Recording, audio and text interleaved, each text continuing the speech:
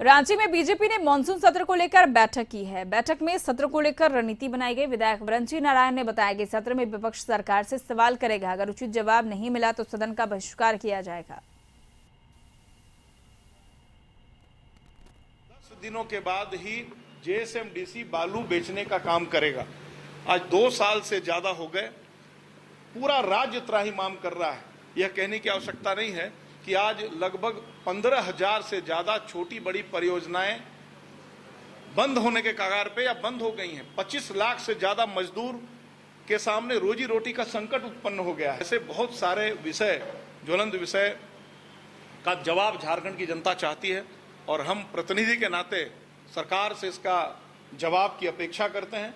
सरकार ने अगर जवाब दिया तो अच्छा है, और अगर सरकार ने जवाब नहीं दिया तो हम 1 मिनट भी विधानसभा चलने किसी भी हालत में नहीं देंगे। और अधिक जानकारी के लिए झारखंड न्यूज कोऑर्डिनेटर मनोज सिन्हा जी हमारे साथ लाइव चैट पर जुड़ चुके हैं। मनोज जी, मानसून सत्र आज से शुरू हो रहा है, विपक्ष का क्या मूड नजर आ रहा है? कौन कौन से ऐसे मुद्दे होंगे जो सदन में उठाए जा सकते हैं जिसको लेकर हंगामे के आसार है?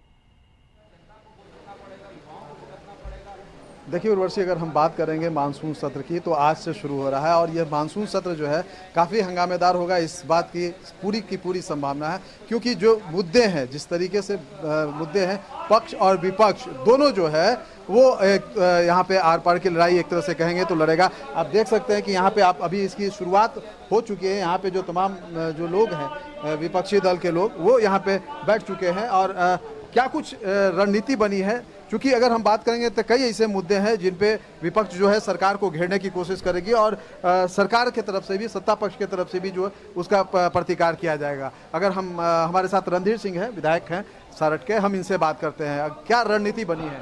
बिल्कुल, इस बार ये तो छोटा सत्र है। अकाल की झारखंड सुखाकर नहीं बल्कि झारखंड अकाल क्षेत्र घोषित होना चाहिए। वो मुद्दे हैं, भ्रष्टाचार के मुद्दे हैं, विधि व्यवस्था के मुद्दे हैं। कांग्रेस ने जो जिस तरह से महामहिम राष्ट्रपति, एक आदिवासी महिला राष्ट्रपति को अपमान करने का काम किया है, सारे इश्यूओं को लेकर सदन में काफी हंगामेदार होगा। आप देख सकती हैं उर्वशी किस तरीके से यहाँ तमाम विपक्षी दल के लोग जो हैं यहाँ बैठे हुए हैं और हम इनसे बात करेंगे। मेरा भी यहाँ पे विरंची नारायण है, अनंत ओझा है, हम इन दोनों से भी बात करते हैं। कल काफी लंबी बातचीत हुई, रणनीति बनी है, आज किस तरीके से वो जमीन पे उतरी? देखिए, आज पहला दिन है और पहले दिन कॉन्डोलेंस होता है। हम लोग चाहते नहीं थे कि इस प्रकार का कोई गतिविधि हम लोग गतिरोध करें, तो हाउस के अंदर तो आज हम लोग कुछ भी नहीं बोलेंगे, कुछ नहीं करेंगे। लेकिन हाउस के बाहर जिस तरह से जिन शब्दों का प्रयोग कांग्रेस बार बार द्रौपदी मुर्मू जो राष्ट्रपति हैं, एक महिला हैं, एक आदिवासी हैं, और बार बार जिस तरह से उनको अपमानित करने का काम द्रौपदी मुर्मू को किया जा रहा है कांग्रेस के द्वारा। पहले रांची में आपने सुना होगा, चुनाव के पहले अजय कुमार ने अपमानित किया, उनके राष्ट्रीय प्रवक्ता ने, और अब उनके संसदीय दल के नेता अधीर रंजन चौधरी ने जिन शब्दों का प्रयोग किया, यह बहुत ही दुर्भाग्यपूर्ण है। इसके कहीं ना कहीं इसके लिए सोनिया गांधी, राहुल गांधी जिम्मेवार है। कांग्रेस के इशारे पर यह सब हो रहा है। कांग्रेस पचा ही नहीं पा रही है कि कोई आदिवासी महिला देश में जो प्रथम नागरिक बने, राष्ट्रपति बने, वो पचा नहीं पा रही कांग्रेस। तो आप देख सकते हैं कि अधीर रंजन चौधरी के बयान पे विपक्ष को जो है आज सत्ता पक्ष को, कांग्रेस को घेरेगी। यहाँ पे अनंत ओझा है हमारे साथ। देखिए, 75 वर्षों के बाद आज देश को आदरणीय प्रधानमंत्री नरेंद्र भाई मोदी जी के सबका साथ, सबका विकास, सबका विश्वास को साथ लेकर के एक आदिवासी महिला इस देश के राष्ट्रपति बनी है। और लगातार आप देख रहे होंगे कि कांग्रेस ने संवैधानिक संस्थाओं को अपमानित करने का काम किया है। देश के सर्वोच्च पद पर आसीन एक महिला आदिवासी राष्ट्रपति महोदया को अपमानित करने का काम कांग्रेस के सदन के नेता, लोकसभा के नेता अधीर रंजन चौधरी जी के द्वारा उन्हें अपमानित किया गया। यह देश का अपमान है, देश की 135 करोड़ जनता का अपमान है। और भारतीय जनता पार्टी कांग्रेस पार्टी से मांग करती है कि कांग्रेस पार्टी माफी मांगे और विधानसभा के अंदर इस राज्य के साथ आदरणीय महामहिम राष्ट्रपति महोदया का यहाँ का नाता है, इस प्रदेश के साथ नाता है, इसलिए यहाँ से निंदा प्रस्ताव जाना चाहिए कि उसको माफी मांगे और देश के साथ माफी मांगे। इसके अलावे भी कुछ मुद्दे होंगे जो इस बार आप लोग नहीं, लगातार आप देख रहे होंगे कि प्रदेश में किस प्रकार से भ्रष्टाचार है, पंचायत ब्लॉक से लेकर के भ्रष्टाचार, अकाल का स्थिति है। अकाल के अलावा आप देख रहे होंगे शिक्षा का उर्दूकरण लगातार शिक्षा क्षेत्र का इस्लामीकरण किया जा रहा है। तो ऐसे सारे मुद्दे हैं जिसको सदन के माध्यम से सरकार से हम लोग जवाब चाहेंगे। तो सरकार से जवाब चाहेंगे। आप देख सकते हैं कि ये बीजेपी नेताओं का कहना है। आप यहाँ पे देखें तो आजसू के जो नेता हैं लंबोदर महतो, ये सूखाग्रस्त क्षेत्र घोषित करने और 32 के खतियान, जो कि इनकी 32 के खतियान की अगर बात करेंगे तो काफ़ी पुरानी इनकी मांग है। आज फिर इस बार भी विधानसभा में, पिछले भी विधानसभा सत्र की बात करें तो आप बैठे थे और आज एक बार फिर। देखिए, निश्चित रूप से ये दोनों मुद्दे ऐसे हैं, अगर बात करें जुलाई समाप्ति की ओर है और पूरे राज्य में जो वर्षापात की स्थिति है अत्यंत ही खराब है। वर्षापात बिल्कुल ही नहीं हुआ है, अनावृष्टि की स्थिति है, अनावृष्टि की स्थिति है। और अभी अगर हम लोग फसल आच्छादन की बात करें तो मात्र 1% फसल आच्छादन हुआ।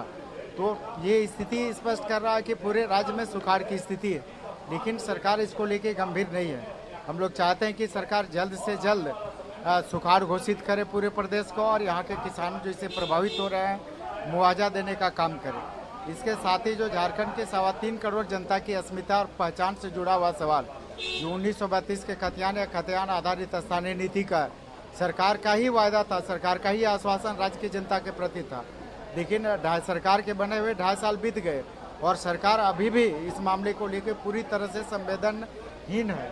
इसलिए फिर से सदन के अंदर, सदन के बाहर, सड़क पर हर जगह इसको लेकर हम लोग आंदोलन कर रहे हैं और आंदोलन करेंगे कि सरकार 1932 का खतियान या खतियान आधारित स्थानीय नीति लागू करे। जब तक नहीं करती है पूरे राज्य में हम लोग आंदोलन करते रहे। खतियान आधारित जो स्थानीय नीति है वो घोषित करें, इस तरीके से उर्वशी हम देखते हैं। मुद्दे कई हैं, जो महिला विधायक हैं, पूर्व मंत्री रही हैं नीरा यादव, वो भी बैठी हुई हैं यहाँ पे, और तमाम जो बीजेपी की महिला विधायक है सारे लोग बैठी हुई हैं। तो एक तरह से कहा जाए तो जो हंगामा है वो आज होगा। मैं कार्यक्रम के विषय में मैं बता दूं आपको कि आज अगर हम विधानसभा की कार्रवाई की अगर हम बात करेंगे तो हम कार्रवाई में क्या कुछ आज होना है, हमारी सहयोगी रुचि है यहाँ पे, हम चाहेंगे कि रुचि इन सारे चीज़ों को बताए कि आज विधानसभा की कार्रवाई जो है अभी 11 बजे शुरू होनी है, क्या कुछ होना है, किस तरीके से आज महामहिम राज्यपाल को भी आना है।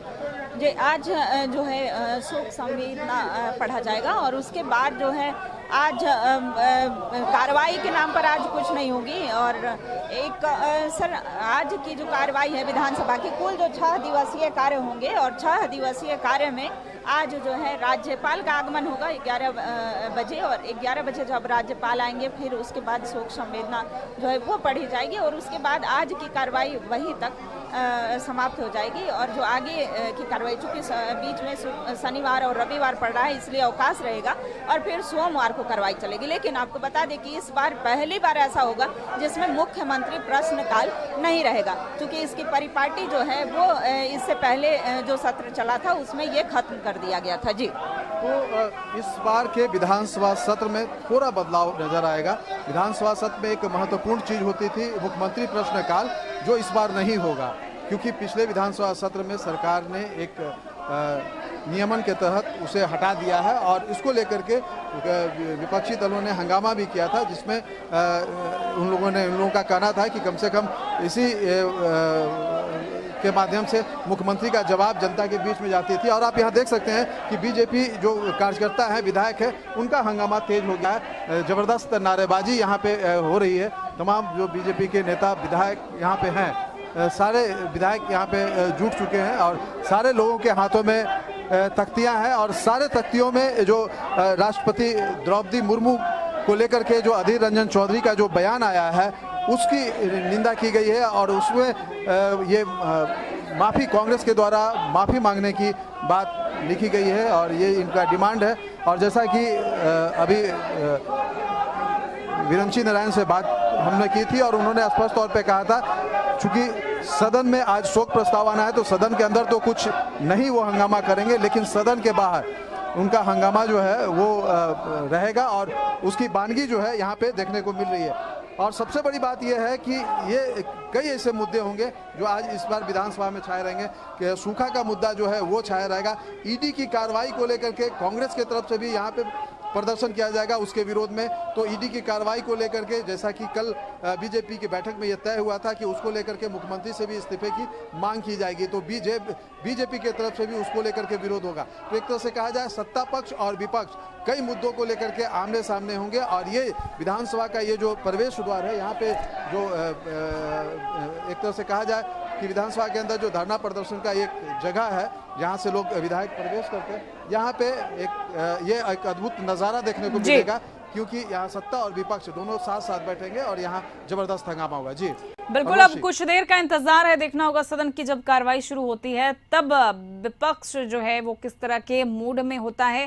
हालांकि जो फिलहाल सभी एकजुट है और कई सारे मुद्दे हैं जिसे लेकर सदन की कार्रवाई बाधित करने का कोशिश विपक्ष लगातार करेगा। और साफ तौर पर विपक्ष का कहना भी है कि अगर उनके सारे सवालों का जवाब सत्ता पक्ष नहीं दे पाती है तो कार्य बहिष्कार भी किया जाएगा।